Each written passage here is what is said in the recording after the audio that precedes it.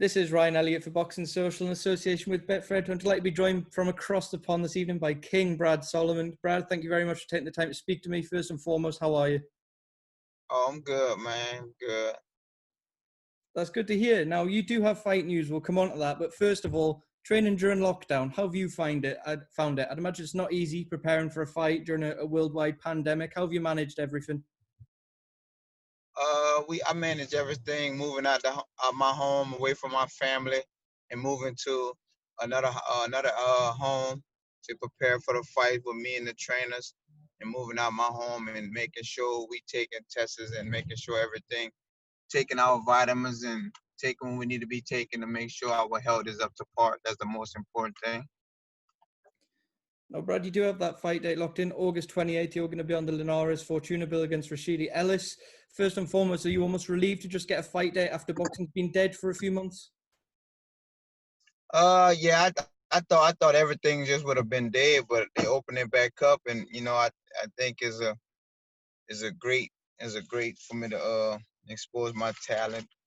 But it is scary. I had to really speak with my wife them and make sure it was the okay for my family, because it is a risky thing out there with all this going on.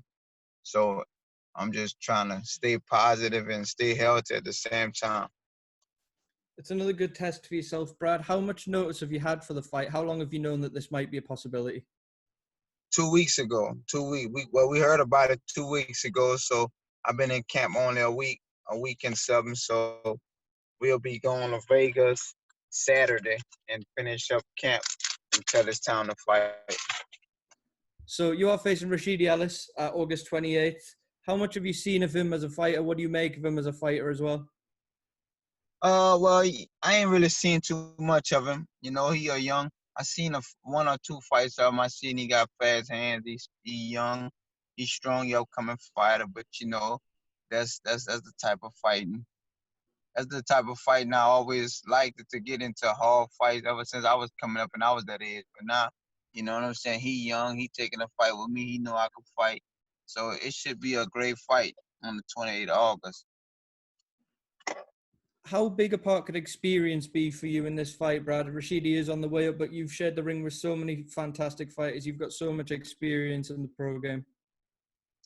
Yeah, I see. Well, I think I have the experience, but I see Rashid. He's a fast upcoming fighter, and I just have to bring it just like he gonna bring it. So whatever he willing to bring that night, I'm willing to bring it also. You know what I'm saying?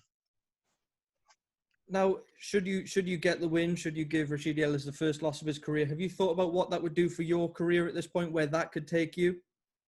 Yeah, yeah. Me be when I whip him on the 28th, that'll put me back where I need to be in the business of boxing, where I first started. To the mother losses, they gonna have to sweep that underneath the rug, and I'm gonna be calling for what's his name I lost to? Vergil Ortiz? Vergil Ortiz. That's who I want to fight after I whip him, because they called me on a few weeks' notice of that fight, so I ain't had no chance to get prepared for that fight. I just took the fight. I'm a fighter. You know what I'm saying? I got a family. I gotta feed my family. You were very, very respectful to Vergil after the fight. I saw the videos of you guys backstage, and you're saying, oh, you're a great young fighter, and congratulations. Should you get this win, do you think that's a real possibility, though, that we could see that rematch? Yeah, most definitely. I mean, if Golden Ball still want me to, you know what I'm saying? They still want to see Brad Solomon perform and on their card and stuff like that. I mean, that's the next. That's the next fight for me. Vergil Ortiz. After this fight, I thought it would have been the last fight when I beat the other guy fought for Golden Ball, but they give him the decision. So I mean, I'm a fighter, man. I want to fight the best, and I'm preparing myself. I'm coming with it on my mind that fight. So if I lose this fight, it's gonna be, I don't know. I'm not planning on losing. But if the judges give it their way, it's just like I don't know. So I'm coming with it on my mind. I'm coming ready to fight.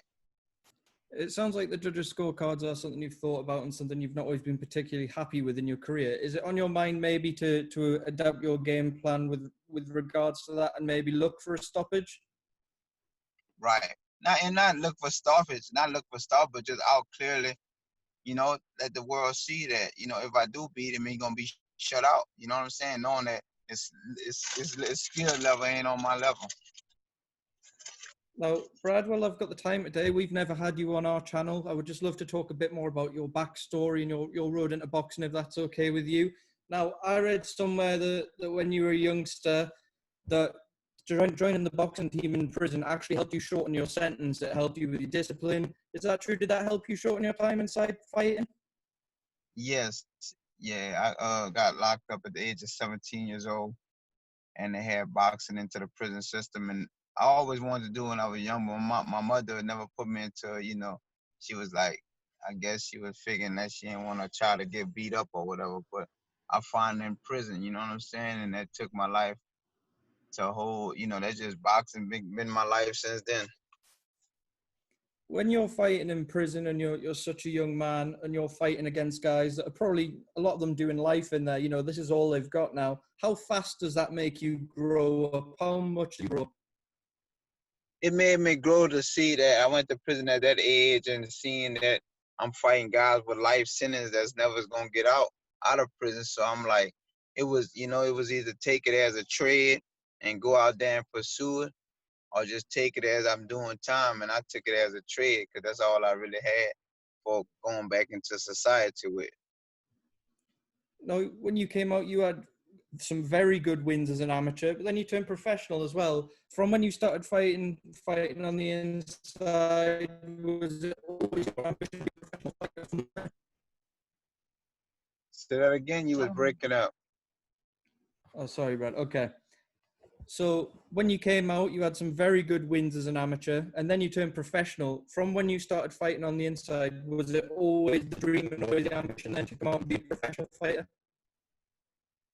Right. On this time here, I got my coach that was in prison with me this time. So he training me right now, preparing for this fight, and we just taking it back to, how I started. You know what I'm saying? There was a few coaches I worked with outside of that, and you know what I'm saying? It kind of was like switching my style up, but we went back to the basics and what I know how to do best, and that's win. Being smart in the ring and winning. Now, something else I want to ask you about. You've not been afraid to travel during your professional career either. You fought in Panama, I believe you fought in Nicaragua. What's that experience like for you fighting overseas? Something you enjoy? Man, I enjoyed it. Traveling to teach you a whole lot. You know what I'm saying? And I enjoyed visiting Panama, Nicaragua, because they got legends that fought there. And I enjoyed, and they were some of my best fighters. Alexis Arguel, Alexis Arguel was in Roberto Nicaragua, Duran. Panama. Yeah, it just, you traveling, it teaches a lot. You know what I'm saying? And I just enjoy every bit of it. And I want to go other places too in the world and travel to fight and show my talent all as well. So it's just a journey. Now, Brad, I'm sure I've seen photos of you in the UK before. We're obviously based in the UK. I don't think you fought here. Do you think at some point the UK fans will see you over here? Man, I would love to come fight in the UK. I came there for 2 months and I trained out there with Jimmy Kelly and all his family in Manchester. And it's kind of like it got great people out there. I would love to come and show my talent out there and take it out there to the UK to fight. Now, in terms of, I want to ask you about the fighters you fought during your career and who you see as the best that you shared a ring with. A lot of people point at Vergil Ortiz and the road he's on and say maybe it's him. Who do you think is the best fighter? Yeah, Vergil is a good fighter. I'm gonna take none for Vergil, a good fighter, a great young fighter. He got power, and that's who I want to fight again. I love to do it again with him for the second time and prepare myself real good, just like he prepared himself real good. But I like to get more training, preparing myself for Vergil because Vergil is a tough fighter, tough opponent, and you can't come help step in with Vergil because he's a real fighter. He the real deal. I've been in the ring with him, so he the real deal. Vergil Ortiz now, after his win last week, is starting to look towards the world champions. He wants a world title shot. Do you think he'd be ready for any of those top guys at 147? Yeah, he gonna be ready for whoever they put in front of him. Cause that's he is a fighter. He's a young, strong fighter, and he prepares himself good. He really carries himself good. So I respect him as a fighter because he ain't none of the fighters that's gonna duck nobody. You know what I'm saying? Because there's a lot of fighters duck me on my way up and this and that. And then he give me a shot. So that was, like I said, they only give me a little bit of time to train. But when I can't really blame it on that because I was supposed to stay ready all the time. But I would love to fight Vergil again, preparing my after I come off of this win on the 28th. And we'll see how Golden Ball do it. He did a promoter, so we'll see how they do it. Now, Brad, final one before I let you go. I appreciate your time. I read somewhere that your favorite fighter is Roy Jones Jr. Roy obviously had his big news last week. He's coming back. He's fighting Mike Tyson in an exhibition bout. What did you make of that news? Man, Roy, that's my best fighter. And I watched Roy coming up. I kind of fought like him. I learned a whole lot from him by just watching him. And then, I'm a kind of puncher, he a kind of puncher. Then I went down to the camp with him. And, we met and did a lot together. But, man, Roy, he gonna fight. He a fighter. I ain't gonna count him out. But it's just he fighting one of the greatest of all time, Mike Tyson. That Mike Tyson do everything is right in the book. He don't do nothing wrong. Raw do everything in the book wrong. Well, I ain't gonna say he do it wrong, but Raw had the hand speed and everything. But at this point of his career and everything, they still fighters. So it's good to see them both in shape and healthy and could get up in the ring. I'm wishing I could do that as I keep my body up, because none of them got wear and tear on their body. But I don't know, man. Like, it's on my eye, I see it. Raw, my favorite fighter, and I would never want him to fight Mike Tyson. But Raw been calling for that fight since a couple of years ago, before all this. He fought heavyweight before, so eventually he know what he doing. You know what I'm saying? Ain't nobody gonna get in there and just gonna lay down because it's a check. Raw gonna get in there and fight. I know Raw. Now, Roy actually wanted that fight. I think it was 2003. It's a long time ago now. Had they met back then in a professional boxing ring, who would you have picked? Man, if I'm thinking like this, from my point of view, Roy ain't got a chance in the ring with Tyson. But from a fighter's point of view, every fighter's got a chance. Every fighter got a punch a chance. Everybody got a chance. And like Roy said, his B is gonna be stinging. But Mike just know one way of fighting. That's come and get you, man. You know what I'm saying? And Raw, he just got to prepare himself and get in shape, But that's my boy. I love him to death. And, I'll take nothing from him. He's still my favorite fighter. Win or lose, I'm with him. You know what I'm saying? But we talking about Iron Mike Tyson. Somebody I've been watching since I was a kid. So, I wouldn't put no money on the fight. I wish them both the best of luck and hope they come out of there with both their health.